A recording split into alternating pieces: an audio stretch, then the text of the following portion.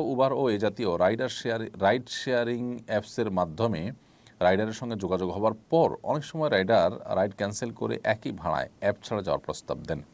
এতে অ্যাপ কর্তৃপক্ষের নির্ধারিত হিস্সা থেকে বঞ্চিত করা হয়। এমন প্রস্তাব গ্রহণ করা যাত্রীদের জন্য উচিত কিনা?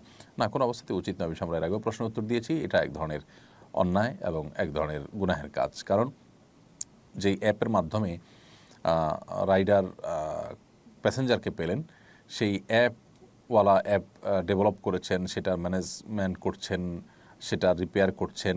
এটার মাধ্যমে আপনি তার অ্যাপটা ব্যবহার করে আপনি যাত্রী পেলেন, এরপরে যাত্রীকে বলছেন ক্যান্সেল করে আমাকে টাকাটা দিয়ে দেন, অর্থাৎ অ্যাপওয়ালাকে আমি বঞ্চিত করলাম। এটা তার অধিকার থেকে তাকে বঞ্চিত করা হলো।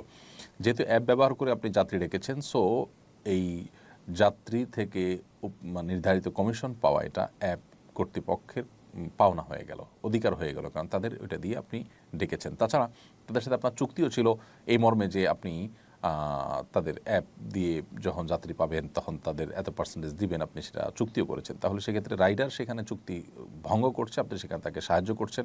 আবার রাইডার তার ওই অ্যাপ কর্তৃপক্ষের যে অধিকার নষ্ট করছে সেখানে আপনি সহযোগিতা করছেন। এজন্য এই ক্ষেত্রে আপনাকে অবশ্যই ফিরে আসতে হবে এই সমস্ত অন্যায় থেকে, এবং কোনো অবস্থাতে এই ধরনের প্রস্তাব গ্রহণ করা যাবে না। হ্যাঁ, কোনো রাইডার যদি নিজে থেকে কোনো প্যাসেঞ্জার খুঁজে পেয়েছেন অ্যাপের মাধ্যমে না, তো সেটা তিনি তার সাথে চুকিয়ে যেতে পারেন, সেটা ভিন্ন বিষয়, যদি এক্ষেত্রে তার কোনো চুক্তি লঙ্ঘন ইত্যাদি না থাকে। আস-সুন্নাহ ফাউন্ডেশন, উম্মার স্বার্থে সুন্নাহর সাথে।